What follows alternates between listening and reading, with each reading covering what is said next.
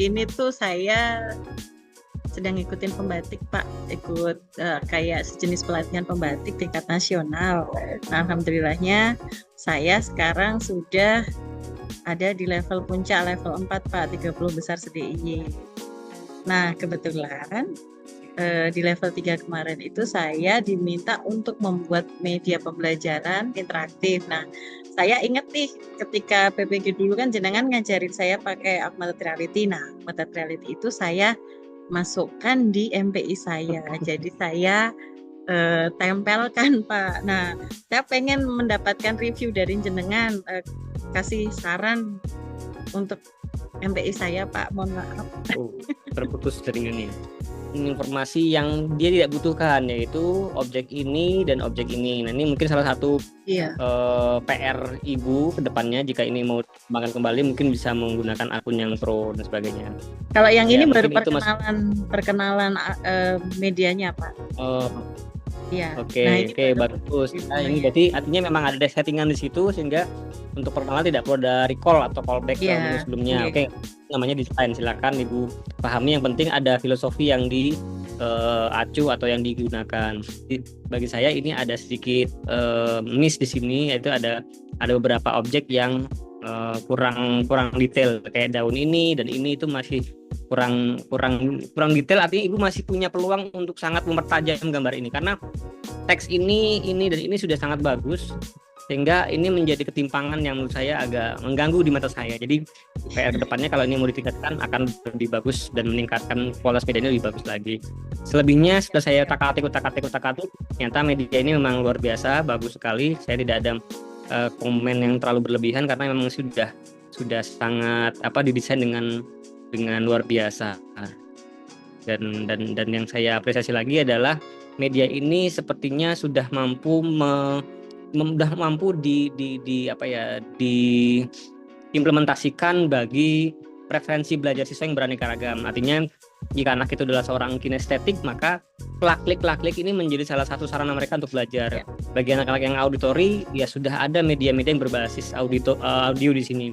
Bagi anak yang visualistik, yang sukanya belajar visual, ini sudah sangat visual banget, sehingga anak-anak saya rasa akan sangat senang dengan event yang seperti ini. Dan yang terakhir adalah media ini didesain dengan habituasi Gen Z saat ini. Mereka kan sukanya dekat dengan gadget, suka dengan hal yang sifatnya full color, fun learning, dan ini sudah media yang paket komplit menurut saya. Jadi good job Bu Farida, ini bagus banget. Terima kasih Bapak.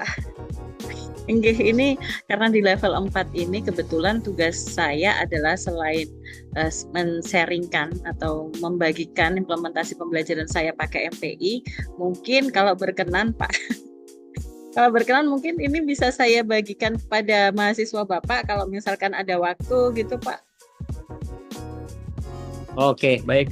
Makasih Bu Farida. Ini terus terang menjadi salah satu daya dukung saya, karena dalam perkuliahan di kampus memang harus ada aspek-aspek yang melibatkan pihak luar. Dalam hal ini adalah praktisi, walaupun tidak dalam konsep pembelajaran formal praktisi mengajar, tapi dengan kehadiran media ini, kehadiran Bu Farida ini sudah sedikit menyamai pembelajaran yang diselenggarakan dengan bantuan atau integrasi praktisi mengajar, dan Bu Farida adalah salah satu praktisi pengajar. Jadi jika ini dibawa ke ranah pembelajaran di kampus atau di level mahasiswa, ini akan sangat membantu dan sangat bermanfaat buat mahasiswa kami.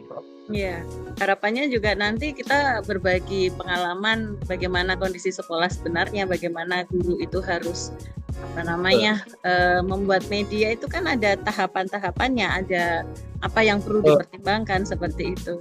Ya mungkin nanti sedikit sharing saya ada manfaatnya untuk mahasiswa-mahasiswa dari UST Bapak. Seperti itu. Siap. Ya, selamat datang teman-teman yang sudah memenuhi ruang. Terima kasih sebelumnya karena sudah menyempatkan hadir. Yang belum hadir mohon dibantu para ketua kelas ataupun teman-teman yang berada dalam grup, mohon untuk bisa membantu menginformasikan event ini ke teman-teman yang lain ya, sudah ditunggu agar kita bisa berpindah ke event yang lain ya. Saya tahu ini bukan jam kuliah yang normal, tapi saya menghargai usaha teman-teman untuk bisa bergabung dalam kuliah praktisi. Ini sebuah hal yang langka, ini sebuah hal yang di kelas lain atau di prodi lain atau bahkan di mata kuliah yang sama tapi di dosen yang lain mungkin tidak ada. Jadi kalau teman-teman melihat ini di mata kuliah MPSD 3A 3B mungkin nggak ada, ini hanya berlaku 3C saja. Jadi terima kasih yang sudah berkenan. Oke, mohon yang belum masuk informasikan segera untuk bergabung agar teman-teman bisa segera mendapatkan keilmuan dari pemateri. Kemudian setelah selesai kita bisa berpindah ke event yang lain. Kita pastikan sebelum maghrib, jangan sebelum maghrib ya. Ya lebih kurang kuliah seperti biasa sudah selesai. Bahkan lebih cepat lebih bagus. Silahkan yang belum hadir mohon dijawil di grupnya. Mohon diinformasikan agar segera bisa bergabung. Oh, itu masih ada yang di kampus ternyata. Wah, terima kasih sudah standby di kampus. Assalamualaikum warahmatullahi wabarakatuh. Oke, yang saya hormati, yang terhormat di sini Bapak teman-teman sekalian sudah hadir di tengah-tengah kita bersama Ibu Farida Nursanti SPDGR. Beliau ini adalah salah satu guru yang pada kesempatan kali ini beliau dengan murah hatinya ingin berbagi keilmuan terkait mata kuliah yang sedang kita alami sekarang, yaitu mata kuliah media pembelajaran sekolah dasar atau sering disebut juga dengan MPSD. Bu Farida Nursanti ini adalah guru di SD Tuguran, Yogyakarta. Jangan diplesetkan menjadi SD Suzuran, nanti jadi genje ya. Jangan ya, ini SD Tuguran. Tolong jangan diplesetkan jadi SD Suzuran ya.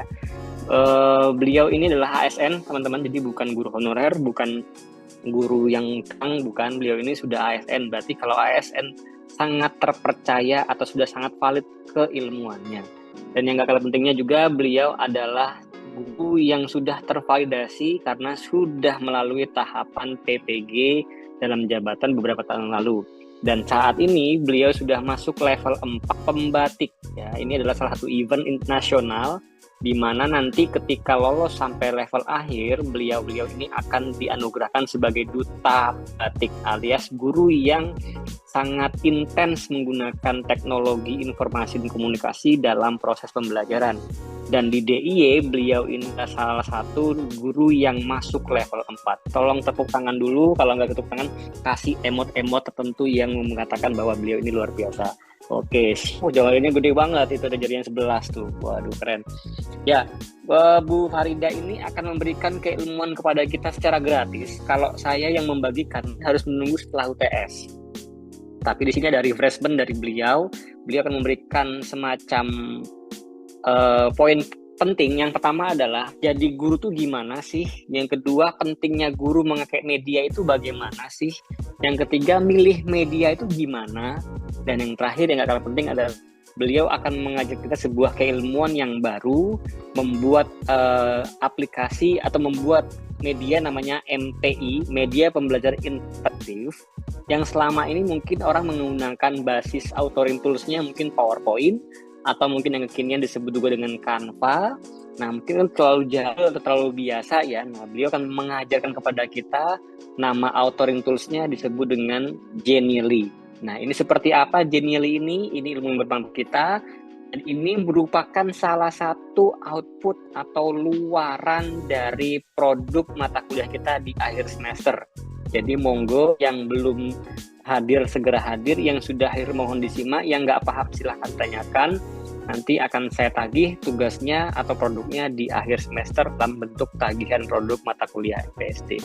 Begitu untuk waktu dan tempat. Saya persilahkan sepenuhnya kepada Bu Farida Nursanti DGR. Dan setelah semua selesai, nanti yang langsung closing statement juga beliau. Saya sepenuhnya mempersilahkan kelas ini kepada panjenengan sebagai praktisi ahli dalam mata kuliah MPSD di PGSD USD. Yang terhormat Ibu Farida Nursanti SPDGR, disilahkan. Oke, baik. Terima kasih banyak Pak Dr. Ardian Arif. Saya ucapkan selamat atas gelar barunya ya. Ternyata perjuangannya. Udah lama. Oke, baik. Teman-teman semuanya, terima kasih sudah hadir di sharing section. Ya, sharing session ya namanya, sharing session. Saya juga ucapkan terima kasih kepada Pak Ardian Arif yang sudah memberikan kelasnya kepada saya. Ini hanya sekedar sharing saja. Dan kebetulan adik-adik semuanya, saya dulu juga termasuk mahasiswanya Pak Ardian ini ya. Beliau yang banyak ngajarin. Pak Didi aja. Pak Didi, oke baik Pak Didi. Mereka nggak kenal Pak Ardian. Oke. Ya, jadi saya dulu salah satu mahasiswa beliau ketika PPG. Saya mendapatkan apa namanya gelar GR juga atas bantuan beliau, karena beliau ini termasuk orang yang humble ya. Hampir teman-teman satu kelas saya di humble bawang sama beliau. Enggak, tapi beneran terima kasih banyak loh Pak Didi udah banyak membantu kami semuanya, termasuk ini adalah salah satu apa namanya hasil dari pelajaran yang beliau berikan kepada saya. Nah sekarang mungkin ini adalah apa namanya sumbangsih saya sumbangsih saya, ucapan terima kasih saya untuk Pak Didi karena sudah mengajarkan saya banyak hal termasuk media yang akan saya angkat sekarang ini. Nah sekarang akan saya imbaskan untuk anak-anak Pak Didi yang lain gitu. Oke baik. Oke, mungkin saya langsung aja ya Pak Didi ya. Oke baik. Saya mau ngecek dulu nih adik-adik semuanya, kasih reaksi apa gitu biar kelihatan semangatnya. Yuk kasih reaksi yang meriah, tak tunggu. Oke teman-teman, beliau ini kan guru, jadi tolong anggaplah suasananya sedang dalam kelas. Oke. Iya. Oke baik teman-teman, tunggu sebentar ya, saya siapkan dari saya dulu. Sudah nampakkah? Oke, clear. Udah Bu. Oke. Mas Ardian itu, Mas Ardian keren banget loh. Pakai pecinya. Oke baik. Mungkin saya mulai dulu ya teman-teman semuanya. Perkenalkan, nama saya Farida Nursanti. Saya adalah guru kelas 5 di SD Negeri Tuguran, Gamping, Sleman, Yogyakarta. Di sini saya sebagai sahabat teknologi DIY tahun 2024. Saya baru mengikuti kegiatan pembatik tahun 2024 dan sekarang saya sedang berada di level yang puncak, level atas. Mohon doanya Pak dosen saya ya, semoga nanti lancar ke depannya ya. Oke baik teman-teman semuanya, perkembangan teknologi informasi dan komunikasi ini telah membawa angin segar ya buat dalam dunia pendidikan. Jadi TIK ini tidak hanya menjadi alat bantu pembelajaran, namun juga telah mengubah paradigma pembelajaran itu sendiri. Di era digital ini siswa ini dituntut untuk memiliki keterampilan abad 21, berpikir kritis, berpikir kreatif, kolaboratif, dan komunikasi. Nah, guru ini diharapkan mampu menyajikan pembelajaran yang dapat memenuhi kebutuhan tersebut. Nah, di sini saya akan berbagi praktik baik dalam mengimplementasikan pembelajaran berbasis TIK. Juga memberikan sedikit gambaran tentang media pembelajaran yang sudah saya kembangkan untuk siswa saya di kelas 5 ya. Nah, harapannya nanti mungkin adik-adik semuanya ini punya gambaran bagaimana membuat media pembelajaran sesuai dengan kebutuhan siswa nanti di sekolah tempat kalian bekerja ya. Oke, kita lanjutkan. Nah, untuk yang pertama, sebelum kita menentukan apa yang akan kita kerjakan, apa kegiatan pembelajaran yang akan kita lakukan, kita harus tahu dulu situasi di kelas kita seperti apa. Jumlah siswanya berapa? Kalau di kelas saya jumlah siswa kelas 5 ini hanya 12 anak. Nah, kemudian gaya belajarnya siswa bagaimana? Sudah tentunya adik-adik semuanya mungkin sudah diajarin tentang gaya belajar siswa ya. Ada kinestetik, ada auditori, ada visual, bahkan ada audio visual atau kinestetik visual. Jadi tergantung mereka dominannya di mana. Ya, seperti itu. Kemudian materi yang akan diajarkan apa? Nah, kebetulan di kelas saya ini yang kemarin saya buat kegiatan pembelajaran ini materinya ada tentang materi organ pendengaran manusia atau bagian-bagian telinga khususnya. Nah, karakteristik siswa di kelas saya, dia anak-anak yang suka banget main game atau suka banget dengan teknologi. Senang banget kalau pegang HP. Nah, ini menjadi tantangan tersendiri bagi saya. saya harus mengajarkan anak-anak ini dengan gaya belajar yang beraneka ragam, dengan materi yang sangat abstrak sekali. Karena apa? Karena materi organ pendengaran ini sulit dibayangkan oleh siswa SD. Mungkin kalau untuk kalian lebih mudah karena mungkin kalian mempunyai imajinasi yang kuat, tapi beda dengan siswa SD yang belum sampai ke sana arah berpikirnya. Nah, tentu saja juga ada perbedaan tingkat pemahaman. Ada yang siswa yang sudah paham betul atau sedikit-sedikit bisa paham seperti itu. Dan juga tantangan saya itu adalah waktu yang terbatas untuk pembelajaran materi organ telinga ini hanya beberapa JP saja, tidak dalam waktu berapa minggu atau berapa bulan. Jadi ada batas waktu. Nah, di sini tugas saya adalah bagaimana caranya memberikan pembelajaran dengan model yang membuat siswa ini aktif berkolaborasi dan juga media pembelajaran yang bisa membantu siswa untuk memvisualkan objek yang abstrak dan tentu saja mudah diakses oleh peserta didik. Nah, berikutnya actionnya apa? Nah, di sini saya mengkombinasikan beberapa media pembelajaran untuk mengakomodasi semua gaya belajar siswa yang berbeda-beda ini. Nah, di sini saya menggunakan media pembelajaran interaktif dengan berbasis augmented reality. Kemudian saya sebagai fasilitator juga harus bisa melibatkan siswa secara aktif dalam proses pembelajaran. Nah, di sini saya memberikan kesempatan siswa untuk bertanya, berdiskusi, dan melakukan kegiatan eksplorasi. Model pembelajaran yang sangat mendukung adalah model pembelajaran problem based learning. Nah, bagaimana dengan hasilnya? Hasil yang saya dapatkan di sini adalah anak-anak ini lebih fokus, aktif juga dan antusias. Jadi siswa ini lebih aktif bertanya, berdiskusi, berinteraksi dengan teman sekelompoknya ataupun dengan guru. Nah, mereka juga rasanya penasaran nih, tertantang untuk mencari solusi dari masalah-masalah yang saya berikan di awal. Nah, kemudian terjadi kolaborasi antara siswa. Nah, kolaborasinya terjadi karena pembelajaran ini berbasis masalah dan mendorong siswa untuk bekerja sama dalam kelompok. Kemudian selain itu saya menggunakan media pembelajaran interaktif berbasis augmented reality, di mana media pembelajaran ini dapat membantu siswa untuk fokus pada materi yang sedang dipelajari.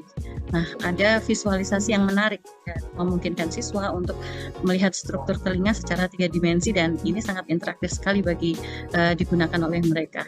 Nah, hal inilah yang membantu mereka memvisualisasikan bagian-bagian telinga dan fungsinya dengan lebih baik daripada menggunakan gambar atau hanya menggunakan video yang itu hanya satu arah, tidak ada interaksi antara media dengan muridnya. Nah, pengalaman inilah yang membuat konsep yang abstrak menjadi lebih konkret dan tentu saja mudah dipahami oleh siswa peserta didik. Oke, kemudian sebentar.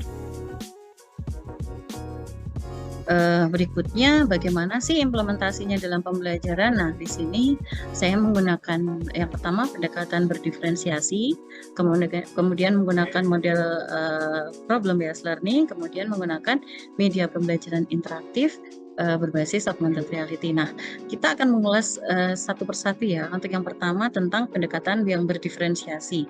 Nah, yang pertama yang harus dilakukan guru ketika mendapatkan siswa yang baru, misalkan di awal pembelajaran, awal tahun pelajaran misalkan, kita masuk di sebuah kelas, kita baru mengenal anaknya. Dan disinilah kita mencoba untuk memahami gaya belajar siswa. Ada berbagai cara. Nah, di sini yang saya lakukan di kelas saya adalah yang pertama dengan tes gaya belajar. Ini saya menggunakan instrumen tes gaya belajar yang sederhana untuk mengidentifikasi gaya belajar siswa. Jadi mereka hanya tinggal checklist sesuai dengan apa yang dialami mereka. Kemudian observasi. Nah, observasi ini saya lakukan dengan memperhatikan bagaimana caranya siswa ini belajar di kelas, bagaimana mereka mengerjakan tugas. Mereka tertarik ketika saya memberikan apa sih, seperti itu. Dari situlah kita bisa melihat, oh ternyata anak ini lebih semangat ketika mendapatkan belajar dari video misalkan. Oh, anak ini ternyata lebih senang ketika saya bercerita misalkan. Nah, seperti itu. Kemudian yang ketiga adalah dengan wawancara. Nah, wawancara ini di sini bukan wawancara seperti wawancara antara kayak wawancara mau perekrutan pegawai gitu, enggak. Nah, wawancara di sini karena saya adalah guru SD, saya lebih senang dengan cara tanya jawab singkat dengan mereka untuk mengetahui preferensi belajar mereka. Misalnya apa sih? Kalau belajar itu pengen pakai apa? Terus misalkan kamu senang kalau dapat tugas seperti apa misalkan, atau menggambar atau bereksperimen seperti itu. Kemudian setelah memahami gaya belajar siswa, guru harus merencanakan pembelajaran tentu saja ya. Di sini saya karena menggunakan pendekatan berdiferensiasi, di mana diferensiasi itu ada 3 ya, ada diferensi konten, proses, dan produk. Nah, di sini saya menggunakan proses dan produk. Kemudian kalau produk di sini saya memberikan pilihan produk akhir bagi siswa berbeda-beda sebenarnya. Saya menyiapkan anak untuk mendapatkan misalnya tugas yang saya siapkan itu ada membuat mind map, kemudian menggambar, kemudian membuat kemarin membuat cerita. Nah, mereka di dalam kelompok ini berdiskusi nih, pengen bikin apa tugas akhirnya, project atau produknya mau apa. Nah, di situ kita beri kebebasan, mau pilih yang mana aja bebas. Nah, kemudian saya juga memvariasikan kegiatan pembelajaran karena mereka punya gaya belajar yang berbeda-beda. Misalkan yang visual, saya banyak memberikan gambar-gambar yang menarik. Kalau di dalam kegiatan ini saya mengambil aset dari Canva. Kemudian anak yang auditory, nah di sini untuk yang auditory dia senang banget nih mendengar. Di dalam media pembelajaran ini saya menyiapkan semacam rekaman suara dari tokoh yang saya ciptakan sendiri. Nah, dalam media pembelajaran yang saya buat ini saya membuat tokoh namanya 3D dan Aura. Dia anak laki-laki dan anak perempuan. Nah, dalam media pembelajaran ini saya merekam suara murid saya sendiri. Terus disitulah anak-anak auditori nanti mengolah informasi apa yang dia dapatkan. Kemudian untuk anak kinestetik, nah ini yang paling penting. Anak kinestetik ini dia sukanya bergerak. Dia nggak bisa kalau misalkan kita kasih video, kita kasih ceramah gitu, mereka akan tidak banyak tertarik. Nah, di sini dalam media pembelajaran yang saya buat ini, saya mengajak mereka untuk melakukan eksplorasi dengan objek 3D. Nah, semuanya ini 3 gaya belajar, 3 kegiatan ini saya sajikan semuanya jadi satu dalam sebuah media pembelajaran, yaitu model media pembelajaran interaktif. Nah, setelah pendekatan diferensiasi, kemudian saya masuk nih milih modelnya. Nah, saya menentukan untuk menggunakan model problem based learning. Nah, ini juga harus disesuaikan dengan materi yang akan kita ajarkan. Nah, karena di sini saya mengajarkan tentang bagian-bagian telinga. Nah, di sintak-sintak langkah pembelajarannya ini harus sesuai, kegiatan pembelajarannya harus sesuai. Nah, untuk yang pertama di orientasi masalah, saya bagaimana caranya mengorientasikan masalah itu sesuai dengan apa yang ada di sekitar siswa. Karena saya mengangkat organ telinga ya. Nah, yang lagi viral nih di radio di berita-berita nih adalah mungkin teman-teman tahu ya kalau namanya soundboard gitu ya. Jadi speaker yang besar jalan di jalan pakai truk gitu ya. Kemudian muter kayak karnaval seperti itu. Nah, dari situlah saya mengorientasikan masalah untuk masuk ke materi bagian-bagian telinga. Nah, kemudian sintak yang kedua mengorganisasikan siswa untuk belajar. Di situ saya mengelompokkan siswa. Mengelompokkan siswa di sini secara heterogen ya, tidak bersama-sama, tidak dalam satu gaya belajar yang sama.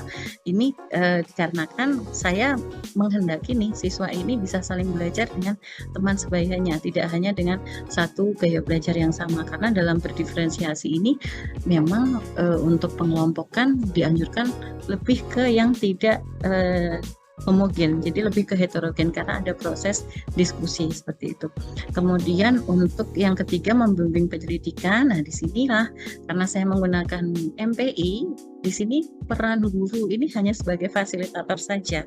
Kita muter di masing-masing kelompok, kemudian kita hanya melihat bagaimana mereka mengolah informasi, menganalisis materi dari MPI tersebut. Tetapi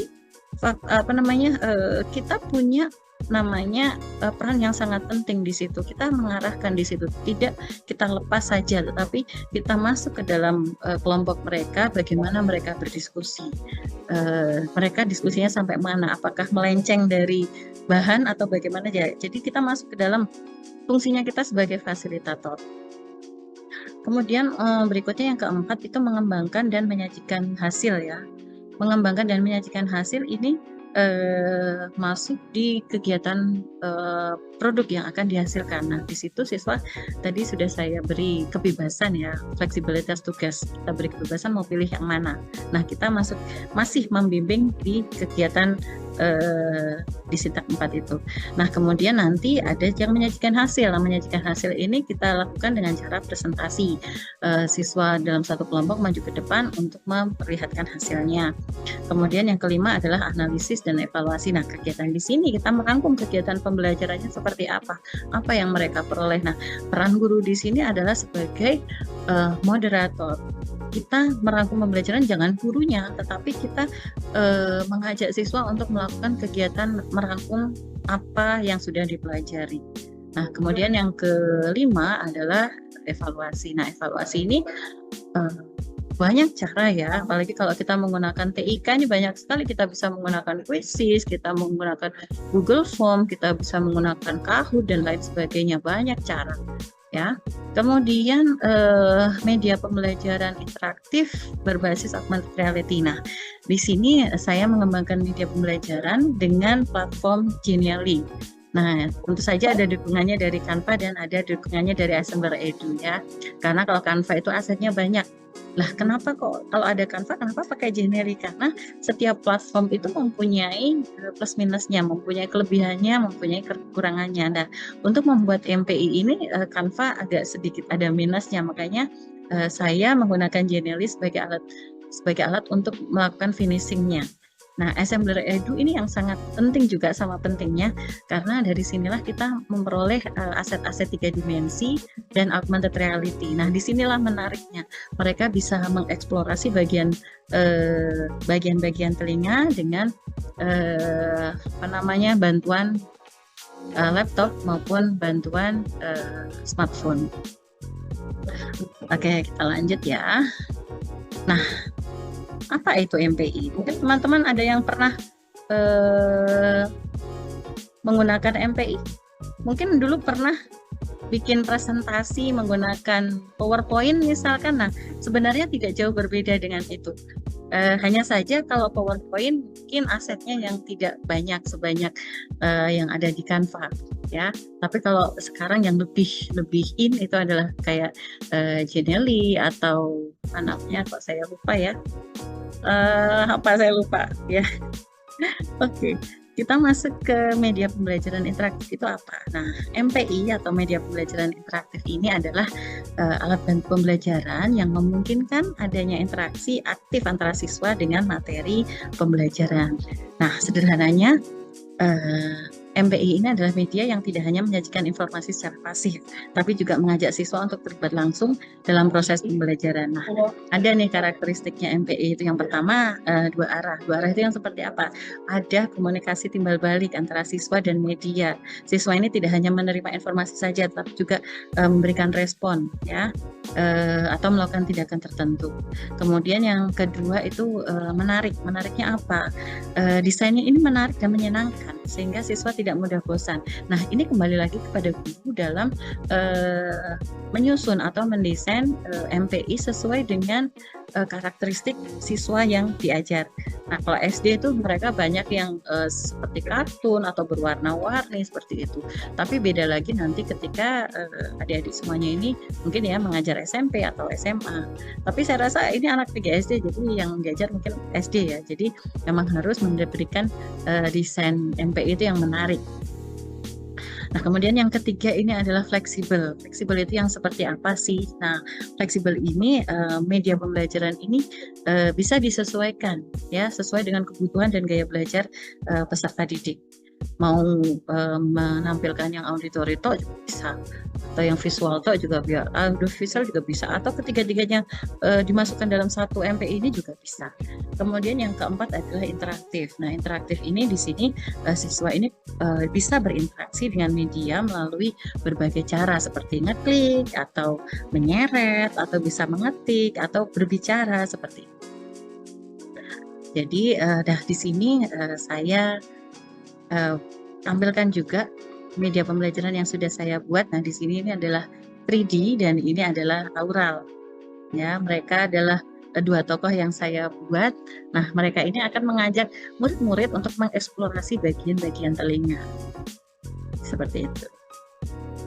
Nah, mungkin pernah ya yang melihat apa namanya animasi-animasi seperti ini. Nah, Canva sepertinya belum terlalu ini ya.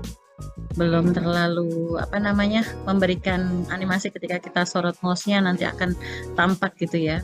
Kemudian untuk slide-nya biasanya kalau Canva itu kemarin saya masih coba dia navigasinya masih ganda ya, jadi tidak bisa hanya menggunakan navigasi yang kita buat. Jadi ketika kita next itu akan masuk ke halaman yang sebenarnya tidak kita inginkan. Makanya saya menggunakan Genially ini. Oke, berikutnya, nah seperti ini. Nah, ini adalah video dari YouTube ya. Saya bisa menempelkan juga nih aset-aset atau apa namanya media-media yang lain. Nah, mengapa MPI? Mengapa saya pakai MPI? Nah,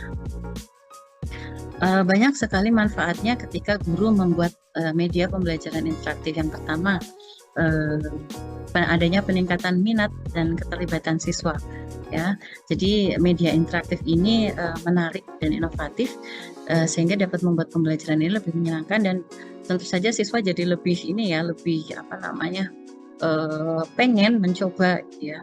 Nah, dengan adanya interaksi dua arah ini siswa tidak hanya menjadi penerima informasi yang pasif saja, tetapi juga aktif terlibat dalam proses pembelajaran.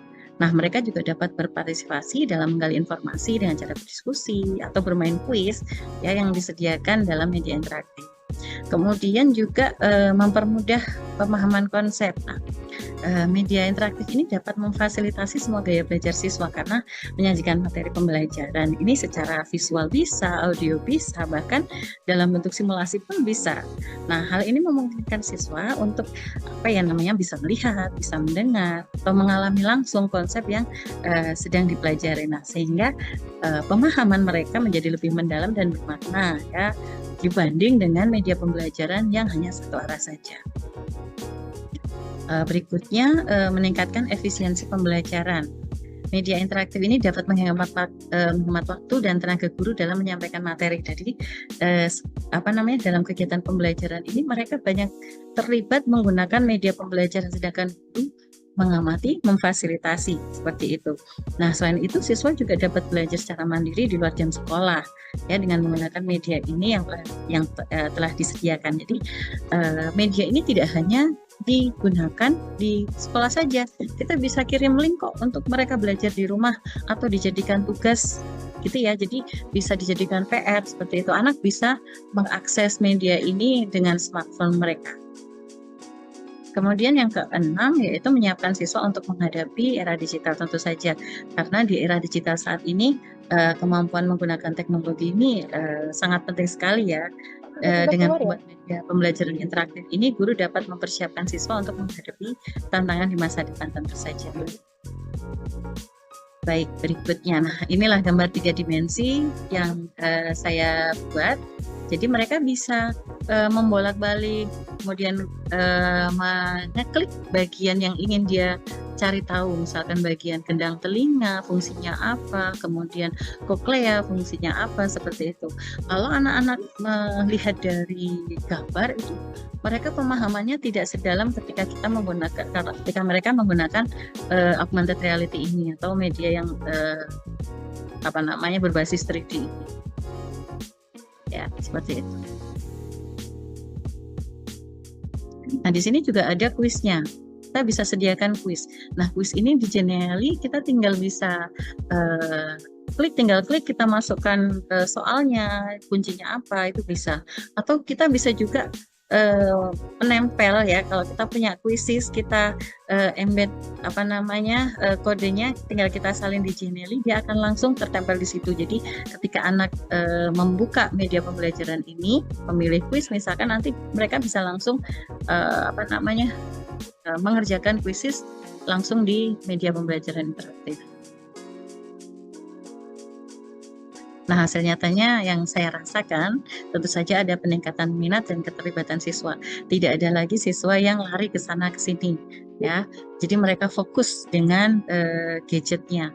Kemudian ada pemahaman konsep yang lebih mendalam daripada menggunakan media yang biasa, atau misalnya media gambar atau hanya video saja. Kemudian pengalaman mengajar yang lebih memuaskan bagi saya merasa puas ketika saya membuat media ini, siswa bisa aktif terlibat dalam kegiatan pembelajaran, kemudian siswa bisa menganalisis, kemudian mendalami apa yang kita siapkan, materi yang kita siapkan. Nah, tantangan teknisnya apa? Ketika kita menggunakan teknologi, tentu saja yang pertama ketersediaan perangkat. Tidak semua sekolah, adik-adik semuanya ya, tidak semua sekolah itu mempunyai fasilitas yang lengkap ya, apalagi dalam bidang teknologi ini. Nah, mungkin bisa dijadikan kita kalau nggak ada laptop, kita bisa menggunakan smartphone misalkan seperti itu. Nah, kalau di kelas saya, anak-anak saya izinkan untuk membawa smartphone, tetapi ketika ada perintah dari guru dan ketika kegiatan pembelajaran sedang membutuhkan smartphone. Ketika sudah tidak membutuhkan, kita tarik kembali seperti itu. Kemudian yang kedua, harus ada koneksi internet, karena MPI ini berbasis website, jadi harus ada koneksi internet. Kemudian dalam pembuatan konten, kita harus bisa mencari atau menggali platform apa yang cocok untuk kita, yang cocok dengan materi, yang cocok dengan apa yang kita harapkan. Nah, di sini memang saya harus memadupadankan beberapa platform untuk kita jadikan dalam sebuah pengembangan media pembelajaran. Kemudian yang terakhir, tentu saja adaptasi guru. Adik-adik semuanya ini sebagai calon guru itu harus yang namanya belajar teknologi. Ya, saya yakin adik-adik semuanya ini sudah mengerti banget tentang teknologi, sehingga dalam belajar membuat media pembelajaran ini tidak akan mendapatkan kendala yang besar seperti itu. Berikutnya, nah ini adalah implementasi pembelajaran yang saya lakukan di kelas. Di sini adalah kegiatan orientasi. Saya memperlihatkan anak sebuah gambar sound ya. Kemudian di situ ada tanya jawab. Saya tanya anak-anak, pernah nggak melihat gambar ini? Pernah melihat nggak benda ini apa? Pernah Bu, di kelas kan ada itu. Nah, ditunjukkanlah ini speaker kecil yang ini nih. Tapi kan itu kecil, nak. Kalau yang ini kan besar. Oh iya Bu, itu pernah lihat itu di TV. Nah, kayak gitu. Jadi ada kegiatan kita menggali informasi yang sudah mereka miliki. Kemudian saya tanya, itu speaker sebesar itu, kira-kira menurut kalian ada nggak sih efeknya? Nah, disinilah anak-anak mulai menjawab. Ada Bu, kemarin di berita itu ada kacanya ada yang sampai pecah, getar-getar. Nah, ternyata di kegiatan itu juga ada murid saya yang bilang, Bu, itu bisa bikin gedang telinganya pecah loh. Nah, disitulah mulai saya masuk ke materi. Loh, kok tahu gedang telinga? Teman-teman ada yang tahu gedang telinga? Nah, disitulah kemudian saya masuk untuk menyampaikan masalah yang akan kita hadapi, dan kita akan mencari tahu nih organ-organ bagian-bagian dari organ pendengaran kita. Nah, kemudian masuklah kita di pengelompokan, kemudian kita siapkan perangkatnya, kemudian kita siapkan juga MPI-nya. Nah, mereka mengeksplorasi dari sini semuanya. Mereka menggunakan laptop, kemudian dengan scan QR code ya, mereka mau mengeksplorasi augmented reality-nya seperti ini, sehingga bisa tayang dalam bentuk yang nyata di depan mereka. Mereka bisa zoom in, zoom out, bisa melihat menggeser-geser mana yang dia inginkan untuk dianalisis. Nah, untuk yang ini mereka sedang melakukan kegiatan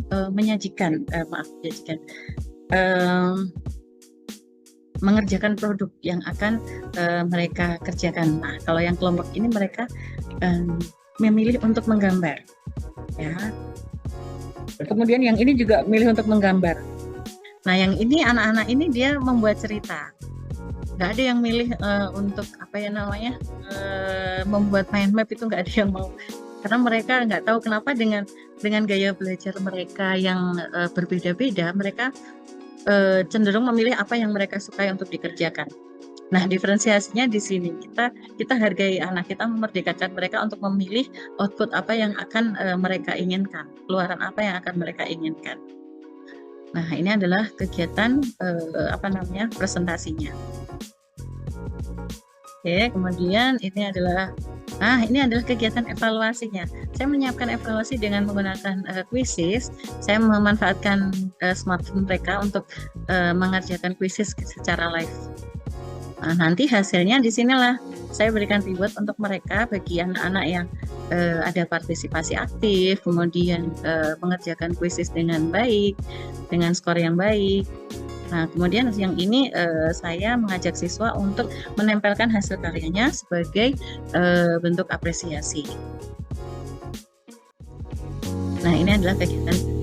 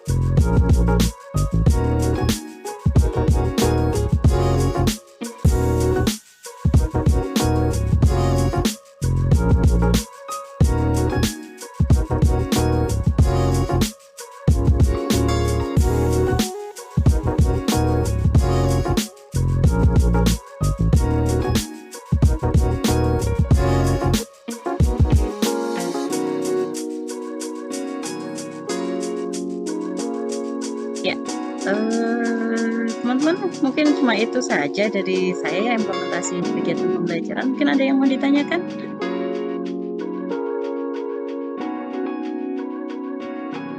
Ada yang mau ditanyakan tidak?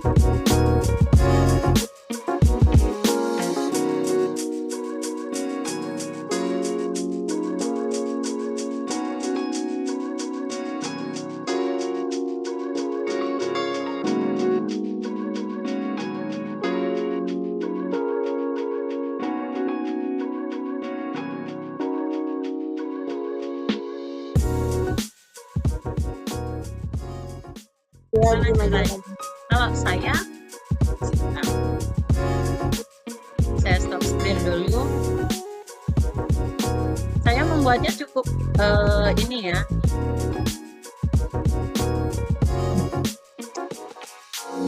Aduh.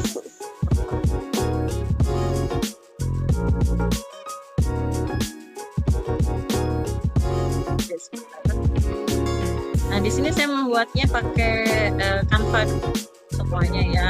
Ini kemudian saya buat semuanya, ada tombol-tombolnya juga. Nah, kemudian kalau sudah ini saya ekspor dengan mode PPT. Saya unduh, maaf, harusnya di sini. Nah, saya pakai Microsoft PowerPoint. Nah, setelah sudah nanti saya masuk ke Genially. Jadi Genially ini nanti sebentar. Kok ini nggak bisa ini ya? Sebentar. Nah, dari Genially ini kita tinggal pilih. Kita tinggal pilih untuk klik ini, menu ini kita mau arahkan ke page yang mana. Ya, kita pilih page yang mana yang kita tuju, seperti itu. Mau slide 2 atau slide 3 dan seterusnya. Seperti itu ya. Nah, nanti kalau sudah selesai tinggal kita presentkan, present itu kita tampilkan. Nah, tampilannya nanti akan seperti yang sudah saya perlihatkan tadi. Nah, kalau kita klik menu nanti dia akan keluar ini. Kalau kita klik pengertiannya apa, kita akan masuk ke sini. Kita klik home, nanti akan masuk ke mana? Masuk ke sini seperti itu. Ya. Ada yang mau ditanyakan? Ada yang mau ditanyakan? Belum kayaknya, Bu. Belum, Bu. Belum? Oke. Nanti kalau pengen tahu gimana cara pembuatannya bisa kontak saya. Mungkin ya di IG bisa, di FB juga bisa. Nanti silahkan cari Farida Nursanti, di situ ada saya, nanti boleh bisa sambil chat di situ. Kalau nggak ada yang ditanyakan, mungkin saya cukupkan sekian ya. Oke, baik. Adik-adik semuanya, terima kasih sudah berkenan untuk mendengarkan sedikit cerita dari saya, pengalaman saya dalam kegiatan pembelajaran ya, implementasi pembelajaran diferensiasi dengan media TIK. Semoga bermanfaat buat adik-adik semuanya. Saya doakan semoga nanti kuliahnya lancar, nilainya baik, lulus jadi guru. Dan jangan lupa nanti setelah lulus daftar PPG biar jadi guru yang profesional gitu ya. Semangatnya kita tutup kegiatan hari ini dengan berdoa di tempat masing-masing. Berdoa dipersilahkan. Alhamdulillahirabbil alamin. Alhamdulillah, saya akhiri, saya cukupkan. Saya tutup. Wassalamualaikum warahmatullahi wabarakatuh. Waalaikumsalam warahmatullahi wabarakatuh. Terima kasih. Boleh live ya? Ya, terima kasih. Sampai jumpa.